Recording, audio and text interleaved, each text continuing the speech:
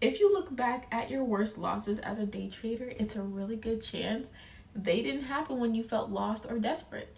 They happened when trading finally started to feel like it was normal and smooth and manageable. You finally got the handle on this skill that you've been learning. But most traders still assume losses come from a lack of knowledge. There's not enough screen time. There wasn't enough studying. There wasn't enough experience. And what usually happens is the exact opposite, and that's what we're going to talk about in today's video. And when I say the exact opposite, you start catching really clean trades. You start stringing together wins. Your execution feels automatic. You know what you're doing. And slowly but quietly, things shift. You start to give yourself more flexibility. You justify entries that you used to have not taken. A B+ setup starts looking like an A+ setup. You stop being so strict, and nothing feels careless or reckless because you feel like you've earned it. You feel like you deserve to trade like this. And that's exactly why it's so dangerous. And before I go any further, I want to give you a few things you can start doing right now, not because they suddenly fix your trading, they won't, but because they expose where control actually breaks for you specifically. And that awareness is very, very important. So once you see it, you can't unsee it. So I want to warn you before I give you the first actionable step, which is before you place a trade, pause. It can be 5 seconds, 10 seconds, really no time at all, but just pause. Not to analyze the market, not to run through your setup, not to do any key levels, but just ask yourself, what is my internal state right now? And then answer with one word. It's calm. I feel eager. I feel like I need to trade right now because I feel impatient because I have something to do later, but I'm trying to make this money, so I gotta hurry up and squeeze a trade in, right? That's more than one word, but you know what I mean, right? In that case, you would feel urgent. Maybe you feel detached, restless, validated. This is more than just saying, oh, I had an argument with my boyfriend last night and I don't feel like trading. It's more than that. Because if you can't name your internal state, you're not making a decision. You're defaulting, and you're probably defaulting to a loss. This sounds so small and irrelevant, especially for you that knows how to trade. But naming your internal state is going to interrupt momentum. And momentum is where traders stop thinking. It's that blurred moment where you just do whatever you feel like, whatever you're defaulting to. The second actionable thing I want you to do is that really understand most traders try to follow a long list of rules. Risk rules, entry rules, time rules, behavior rules. You think you have a set of a few rules, but you really think about it, you probably have 40 to 50 rules you're trying to do at a time. And that is not discipline. That is overload.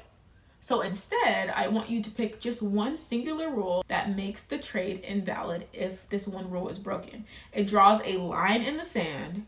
It's not because it's the most perfect rule or the best rule or the one you should die on that hill. It's because it just starts to remove discussion and negotiation. It's literally either I'm going to trade or I'm not. I'm going to stay out or I'm not. That's it. Either the trade exists or it doesn't. Most blown accounts don't come from ignorance. They come from negotiation.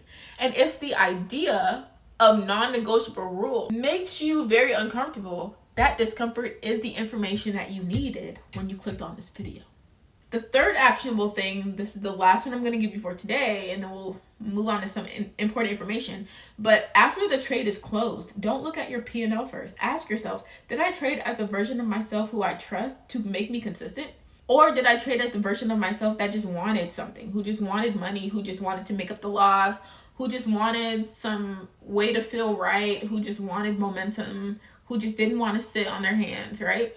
That question is very uncomfortable, and I designed it to be uncomfortable because that shift of focus is what's going to bring you back to who you're being and your identity as a trader. And most traders actually skip this step. They just rush to something else. They just go to their P&L, it's green, move on. But I'm telling you that your behavior doesn't come from logic. It comes from who you're being in the moment. Don't let yourself default into more blown accounts. So let's go to something else.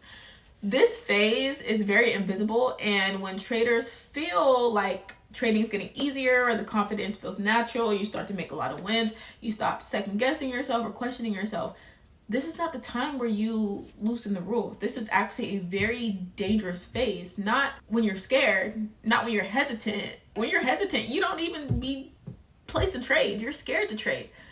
But this is when you start to say, I know how to trade. I'm not fearful of trading, but my account's still blown. I guess I don't know what changed. I don't know what happened. And it wasn't on accident. It's not random. It's the same pattern playing out. I see it in application after application after application. And I see this, I'm just saying, I see the same sequence over and over and over, right? Whether my client is in Forex or in crypto or in options, whether they trade support and resistance, whether they trade trend lines, whether they have a complex indicator system, it doesn't matter. If you've been trading 1 year or 10 years, it's the same thing in all traders. So if any of this sounds very familiar, the issue is not what you're trading. Don't change your market anymore, right? So if any of this sounds familiar to you, the issue is not what you're trading. It's not even really your strategy. It's not the indicators. It's not that you don't know how to trade. There's nothing that is there when you feel most capable. Because when you start to learn how to trade, nobody talks about that part. They teach you how to become a trader, but then when you're actually profitable, that's the part where you're actually more prone to blowing your accounts. See, the real problem is that there's nothing that's holding you when you feel you're most capable. And that is exactly what I break down in the private training. That's the first link in the description box, why this cycle even exists and how to actually stop it long term. The link for it is in the description box, and I would love for you to comment down below. Do you feel like you have had this before and that you've wanted to stop yourself from doing something in trading that you knew you probably shouldn't do, but you just let that momentum blur the lines for you? I would love to hear your stories in the comment section. I'm going to be there reading all your comments, so I'll see you there.